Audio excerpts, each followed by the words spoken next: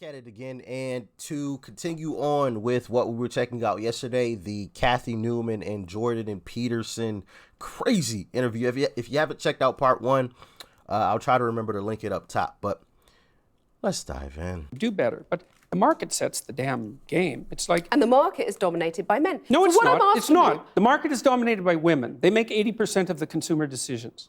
That's not the case at all. If you're talking 80%. about people who stay at home looking after children, by and large, they are still women. So they're going out doing the shopping. But that is changing. They make all the consumer decisions. decisions. Okay, so the market is driven by women, not men. Right. Okay, and if you're a lawyer in Canada... And they still pay more for the same sort of goods. That's been proven, that men, you buy a blue bicycle helmet, it's going to cost less than a pink one. Anyway, we'll come on to that. It's partly because men are less agreeable. Right, so they won't put up with it. I want to ask you, is it not desirable to have some of those female traits you're talking about? I'd say that's a generalization, but you've used the words female traits. Is it not desirable to have some of them at the top of business? I mean, maybe there wouldn't have been a banking crisis. They don't predict success in the workplace. The things that predict success in the workplace are intelligence and conscientiousness. Agreeableness negatively predicts success in the workplace. And so does high negative emotion. You're saying that women aren't intelligent enough to run these top companies? No, I didn't say that at all. You said that female traits don't predict success. But I didn't say that intelligence wasn't. I didn't say that intelligence and conscientiousness Well, you were saying that intelligence and conscientiousness traits. by implication are not female traits. She's good at spinning everything. She's fantastic at that. My goodness. No, I mean, that's very dangerous territory. I'm not saying that at all. Are women less intelligent than men, by and large? No, they're not. No, the data on that's pretty clear. The average IQ for a woman and the average IQ for a man is identical. There is some debate about the flatness of the distribution, which is something that James Damore pointed out, for example, in his memo, but there's no difference at all in general cognitive ability. There's no difference to speak of in conscientiousness. Women are a bit more orderly than men, and men are a little bit more industrious than women. But the difference isn't big. But that averages into conscientiousness. Plenty of men who aren't necessarily as well, industrious. of course. But female traits, though, why are they not... Feminine traits. Why are they not desirable at the top of... Feminine traits, why are they not desirable at the top of business? It's hard to say. I'm just laying out the empirical evidence. Like we know the traits that predict success. But we also know, because companies by and large have not been dominated by women over the centuries, we have nothing to compare it to. It's an experiment. True, and it could be the case that if companies modified their behavior and became more feminine, that they would be successful. But there's no evidence for it.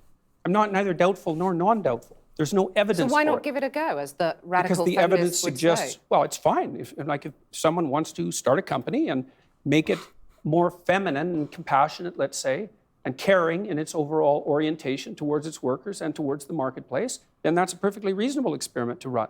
My point is that there is no evidence that those traits predict success in the workplace. And there's because it's never been tried. Well, that's not really the case. Women have been in the workplace for, at least ever since I've been around, the representation of women in the workplace has been about 50%. So we've run the experiment for a fairly reasonable period of time, but not, certainly not for centuries.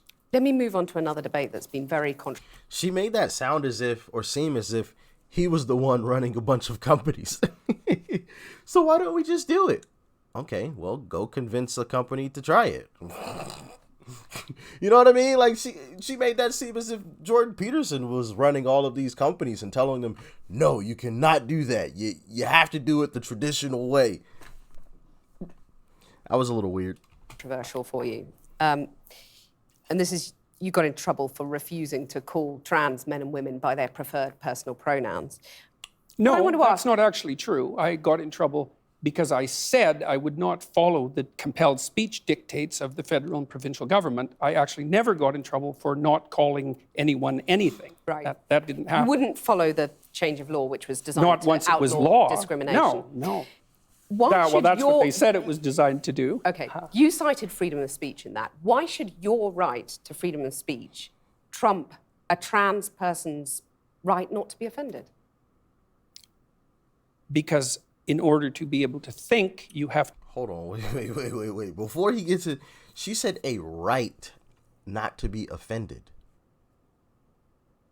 So if we all have the right not to be offended, if I get offended because I have to say something so that you're not offended, then how does that work out? Sounds like we're in a little bit of a pickle with that one. to risk being offensive. I mean, look at the conversation we're having right now. You know, like you're certainly willing to risk offending me in the pursuit of truth. Why should you have the right to do that? It's been rather uncomfortable. Well, I'm very glad I put you on the spot. Well, I'm very glad that I have exercised my freedom of speech. You get my point. It's like you're doing what you should do. She which said, is, but I have but you get exercised my my freedom of point. speech. You get. She said because she's exercised her freedom of speech, but Jordan isn't allowed to exercise his freedom of speech.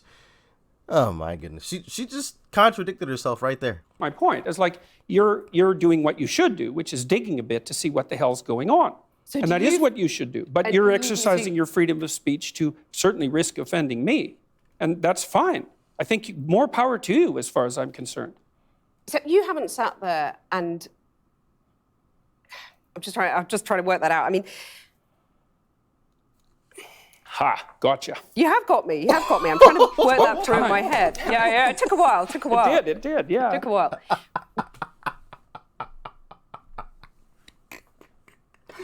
And the fact that he pointed it out made it even funnier. She said, "Oh, gotcha."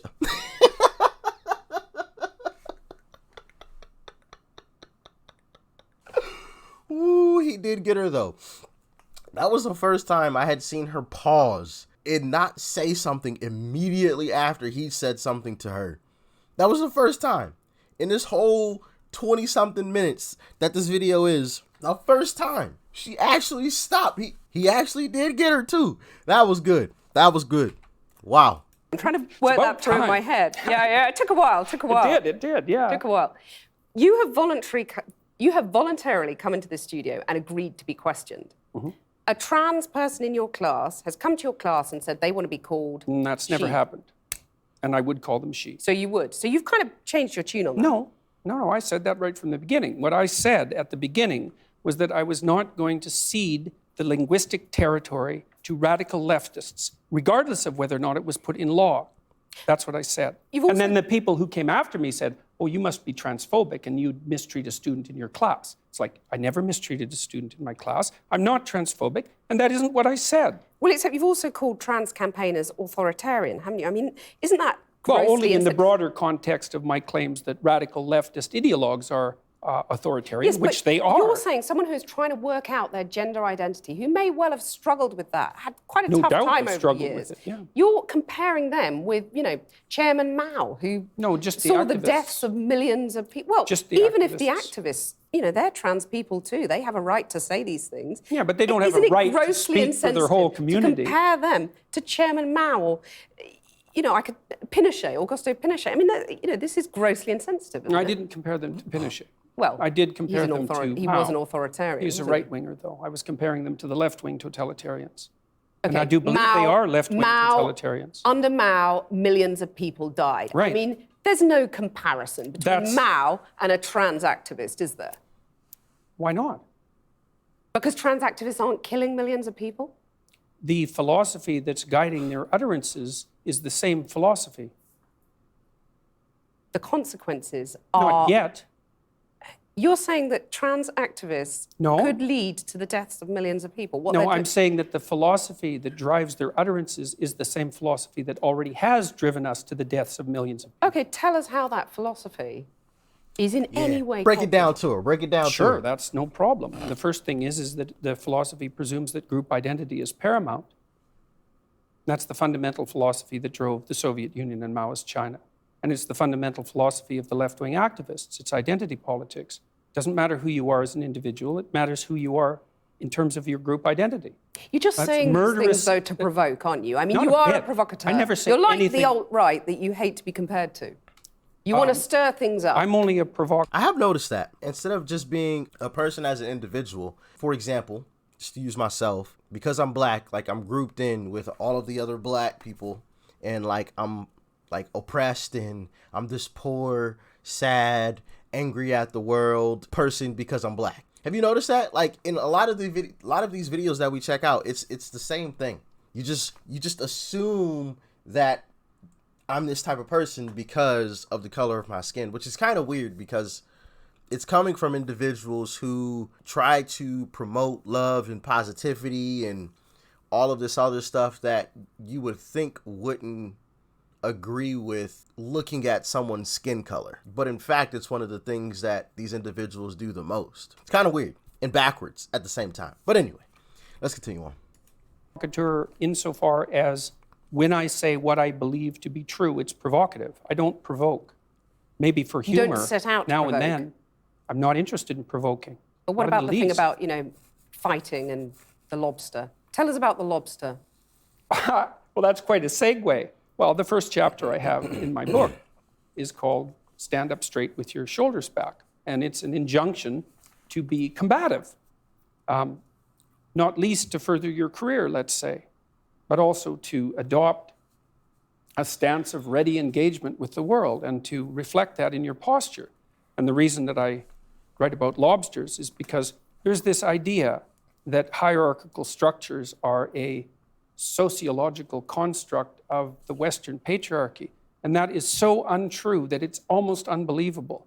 And I use the lobster as an example because the lobster, we divulged from lobsters in evolutionary history about 350 million years ago, common ancestor. And lobsters exist in hierarchies, and they have a nervous system attuned to the hierarchy. And that nervous system runs on serotonin, just like our nervous systems do. And the nervous system of the lobster and of the human being is so similar that antidepressants work on lobsters. And it's part of my attempt to demonstrate that. Whoa, that true? And who experimented to figure that out? I'm gonna give this lobster antidepressants just to see what happens. Who tried that? Y'all let me know in the comment section. Idea of hierarchy has absolutely nothing to do with sociocultural construction, which it doesn't. Let me just get this straight. You're saying that we should organise our societies along the lines of the lobsters. I'm saying that it's inevitable that there will be continuity in the way that animals and human beings organize their structures. It's absolutely inevitable. And there is 1/3 of a billion years of evolutionary history behind that. Right? That's so long that 1/3 of a billion years ago, there weren't even trees. It's a long time. You have a mechanism in your brain that runs on serotonin that's similar to the lobster mechanism that tracks your status. And the higher your status, the better your emotions are regulated. So as your serotonin levels increase, you feel more positive emotion and less negative emotion. So you're saying, like the lobsters, we're hardwired as men and women to do certain things, to sort of run along tram lines, and there's nothing we can do about it. No, I'm not saying there's nothing we can do about it, because it's like in a chess game, right? There's lots of things that you can do, although you can't break the rules of the chess game and continue to play chess. And your biological nature is somewhat like that, is it sets the rules of the game, but within those rules you have a lot of leeway. But the idea that, makes sense. One thing we can't do is say that hierarchical organization is a consequence of the capitalist patriarchy. It's like, that's patently absurd. It's wrong. It's not a matter of opinion. It's seriously wrong. Aren't you just whipping people up into a state of anger? And Not at all. Divisions between men and women, you're stirring people up. You have any critics of you online get absolutely lambasted by your followers. You've And got to by call me, them off, haven't generally. you? Sorry, your critics get lambasted by you. I mean, If isn't they're that academics, irresponsible? not at all. If an academic is going to come Okay. after me and tell me that I'm not qualified and that I don't know what I'm talking about, So like, you're it's not going to say to seriously your not the followers same. now, quit the abuse, quit the anger. Well, we'd need some substantial examples of the abuse and the anger before I could detail that question. There's a lot of it out there. Let's take a more general Give an perspective example. on that. So I've had 25,000 letters since June, something like that, from people who told me that I've brought them back from the brink of destruction. And so I'm perfectly willing to put that up against the rather vague accusations that my followers are making the lives of people that I've targeted miserable. Jordan Peterson, thank you. My pleasure. Nice talking with you. Now that Jordan Peterson lied about. My pleasure. Happy to have talked to you. Absolutely not. This was probably the craziest interview I have ever seen. Every single time he said something, she twisted it. Oh, so you're saying that we're supposed to organize our society based on lobsters? When clearly, he wasn't saying some of these things, but I give her credit. I mean, she is fantastic at twisting things. I mean, instantly, except for the gotcha moment, which was absolutely hilarious too. And Jordan Peterson realized it, which is why he said, "Oh, gotcha," which of course made it like that much funnier. Man, was that absolutely hilarious. Him saying that, and then her having to admit, "Oh yeah, you actually got me." It also was really interesting to watch him navigate throughout this interview without really getting too angry. Because I think a lot of us would have gotten at least a little bit frustrated with having our words twisted at every single turn, at every single moment. You know what I mean? And for the most part, I felt like he stayed even keeled and even laughed it off a couple times. And just restated what he had said previously, because obviously she was trying to twist the words, and he would say, "No, that's not what I said. This is what I said here." But ultimately, the great thing about this whole situation was that it just kept backfiring in her face every time. She thought she had the ultimate gotcha moment, and in the end, JP was the only person that had the gotcha moment throughout this entire interview. And honestly, I feel like throughout the entire interview, he had multiple gotcha moments, where he just would crush whatever it is that she said. She may not have, paused or frozen up like she did with the big gotcha moment, but she realized she couldn't get him, in that moment. So, but anyway, y'all let me know what you thought about all of this craziness in the comment section below. Like, share, comment, and of course, hit that subscribe button before you go. Peace and love. I'm out.